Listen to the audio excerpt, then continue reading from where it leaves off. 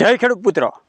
ખેડૂત મિત્રો માટે ખૂબ જાણકારીના અને ખૂબ મોટા સમાચાર અમે લઈને આવી રહ્યા છીએ કે જે ખેડૂત મિત્રો પાસે મગફળી અત્યારે પડેલી છે, સારી એવી મગફળી પડેલી છે, એ 20 નંબર હોય, 22 નંબર હોય કે પછી ગિરના 4 નંબરની મગફળી હોય, BT 32 હોય, 39 નંબરની મગફળી હોય, 64, તો આવા જે ખેડૂત સારી એવી મગફળી પડેલી છે કે જે સારા એવા ઉતારાવાળી છે અને એ પોતે બિયારણમાં આપવા માગે છે, તો એ બિયારણમાં આપવા માગે છે તો એની માટેની કેવી પ્રોસેસ હોય છે અને આપણા ખેડૂત પુત્ર ગુજરાતીમાં કેવી રીતના તમે બિયારણ આસાનીથી એક પણ પ્રકારની 0 રૂપિયાની જાહેરાત કરી એ માહિતી મેળવવાની છે। તો આ વિડીયાને છેલ્લે સુધી જોજો, જેથી કરીને તમને ખબર પડે તમારી પાસે સારી એવી મગફળી હોય અને તમારે કોઈ ખેડૂતોને બિયારણમાં આપવી છે તો તમારે કેવી રીતના પ્રોસેસ કરવાની હોય એની માહિતીની આજે વાતચીત કરવાની છે।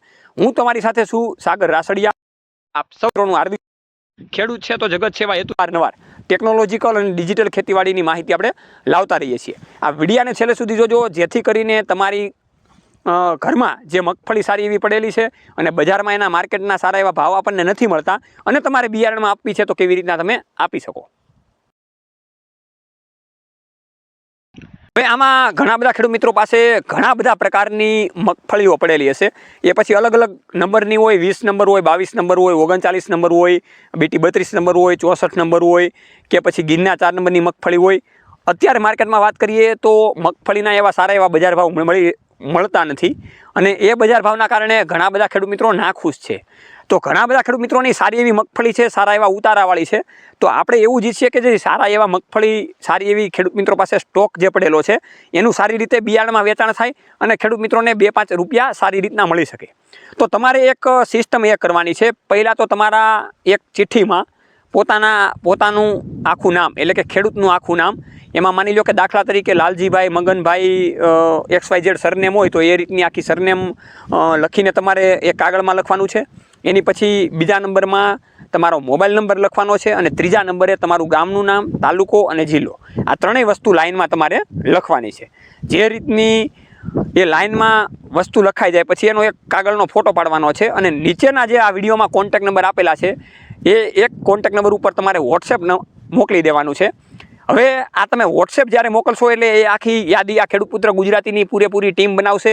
અમારી ટીમ એ આખી તમામ ખેડૂત મિત્રોની યાદી બનાવશે કે ભાઈ કેવા ખેડૂત મિત્રો પાસે સારું એવું બિયારણ છે, એને કોલ કરીને વાર્તાલાપ કરવામાં આવશે। ત્યાર પછી એ યાદીને ફરી પાછા વિડીયાના મારફતથી વાયરલ કરવામાં આવશે, ઓલ નામ થકી એ ફરશે અને જે ખેડૂત મિત્રોને મગફળી જોતી હોય તો એ આસાનીથી ખરીદી શકશે।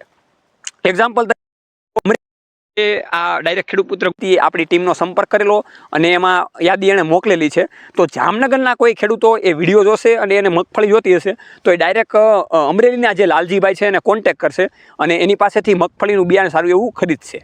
આમાં 2 રીતે ફાયદો થશે, એક તો ખેડૂતોને સારો એવો ભાવ મળશે અને જે ખરીદનાર જે ખેડૂતો છે એ ખેડૂતોને સારું એવું ગેરંટીવાળું બિયારણ મળશે અને ચકાસણીવાળું બિયારણ, પ્રકારનું ભેળસેળવાળું બિયારણ નહીં મળે।